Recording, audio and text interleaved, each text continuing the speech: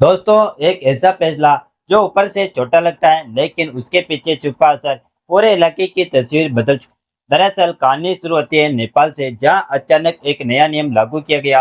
और आपको बता दें कि इसी एक फैसले ने भारत और नेपाल के रिश्तों में हलचल पैदा कर कहा गया कि अगर कोई भी व्यक्ति भारत से नेपाल जाता है और उसके पास 63 रुपये से ज्यादा का सामान है तो आप उसे टैक्स देना होगा।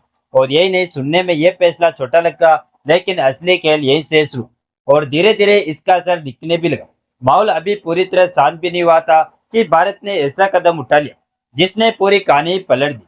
और आपको बता दें कि अब नेपाल से आने वाली गाड़ियों को भारत में पेट्रोल और डीजल नहीं मिले। इसके अलावा बॉर्डर के पेट्रोल पंपों पर पुलिस तैनात कर दी गई और साफ आदेश दे दिए गए कि नियम किसी भी हालात में नहीं टूटने चाहिए। और यही से शक्ति का असली दौर शुरू हुआ।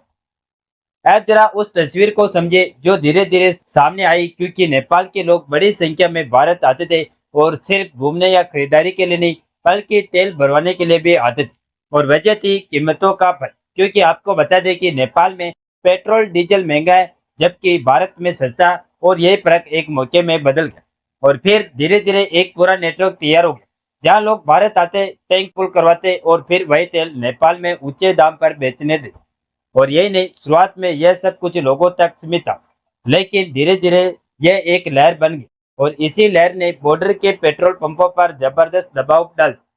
हालात ऐसे हो गए कि भारतीय किसान और ट्रांसपोर्ट खुद लाइन में खड़े नजर आने लगे। कई जगहों पर तो पेट्रोल खत्म होने की नौबत आ गई और यही से भारत ने अपना असली कदम उठाया, क्योंकि अब नियम इतना सख्त कर दिया गया कि नेपाली नंबर प्लेट वाली किसी भी गाड़ी को एक बूंद तेल नहीं, चाहे छोटा वाहन हो या बड़ा, कोई फर्क नहीं।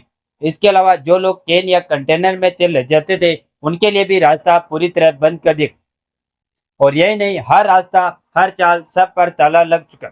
लेकिन कहानी में एक ट्विस्ट अभी भी बाकी, क्योंकि आपको बता दें कि भारत ने सिर्फ तेल पर ही रोक नहीं लगाई, बल्कि बॉर्डर की निगरानी का पूरा तरीका ही बदल दिया।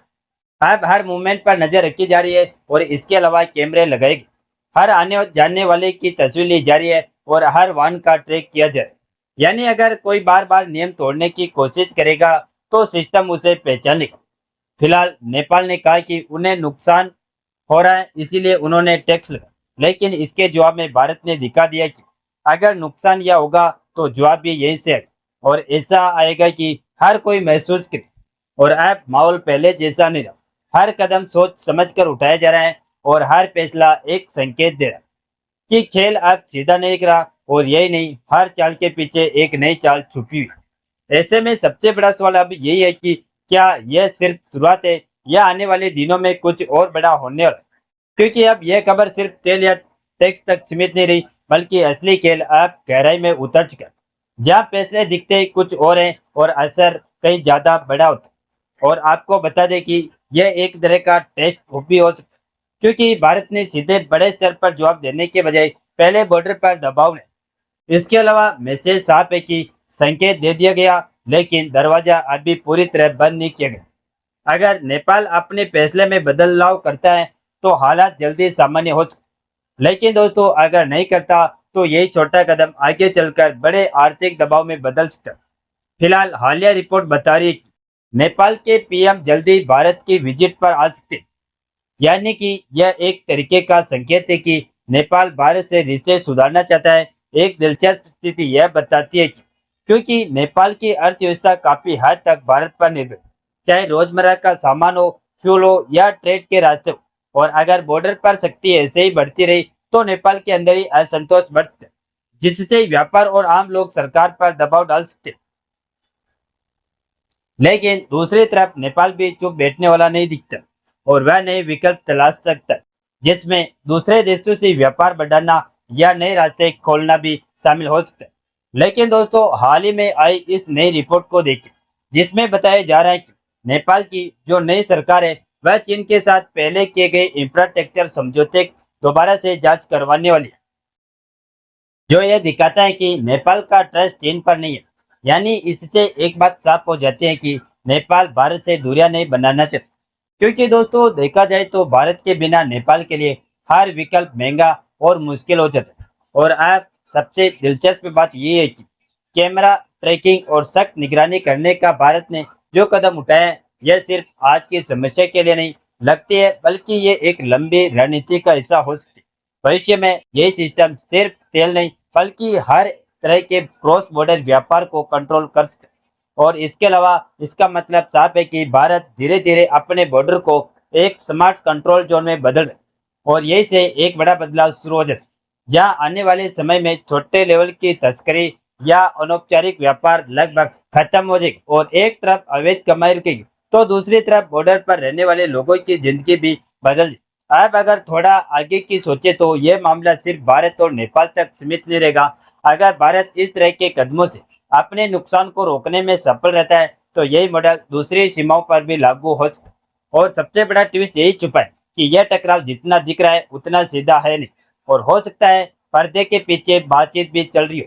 जहां एक तरफ बाहर से शक्ति दिखाई दे रही है हो तो वही अंदर ही अंदर समझौते की जमीन तैयार होती है। और आने वाले दिनों में तस्वीर दो तरह से बदलती हुई दिखाई दे, या तो तनाव बढ़ेगा और नियम और सख्त होंगे, या फिर अचानक से कोई ऐसा फैसला आएगा जो सबको चौंका दे और दोनों देशों के रिश्ते फिर से सामान्य रास्ते पर लौट लौट सकते हैं। और देखा जाए तो जो अभी सामने है वह सिर्फ सतह है, असली हलचल नीचे चल और आने वाले समय में यह मामला एक नए मोड़ पर जा सकता है। संभावना सबसे पहले वहीं से शुरू होती है जहां आम लोग खड़े हैं। और आपको बता दें कि नेपाल के अंदर धीरे धीरे दबाव बढ़ेगा क्योंकि असर सीधा जेब पर पड़ता है। जब सामान महंगा होगा, तेल की दिक्कत होगी और रोजमर्रा की चीजें मुश्किल होगी तो वहाँ की जनता और व्यापार सरकार से जवाब मांगे।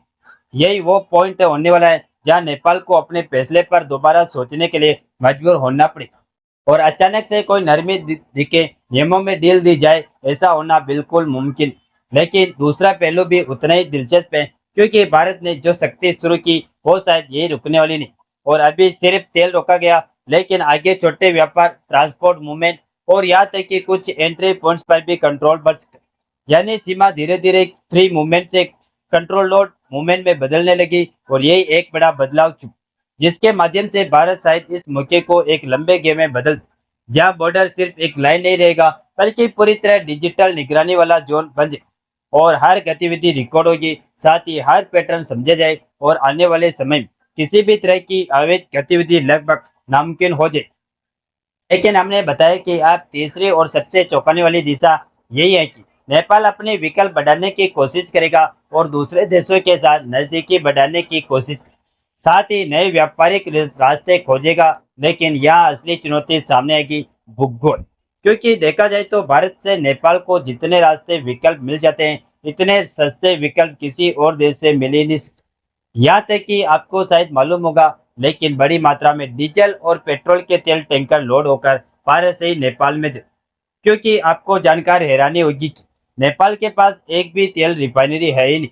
बाकी आपको क्या लगता है, क्या भारत नेपाल के वाहनों को तेल देना बंद करके सही फैसला किया या नहीं?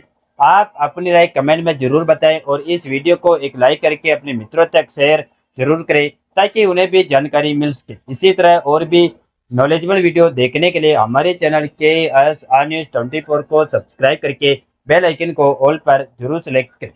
जय श्री राम, जय जय भारत।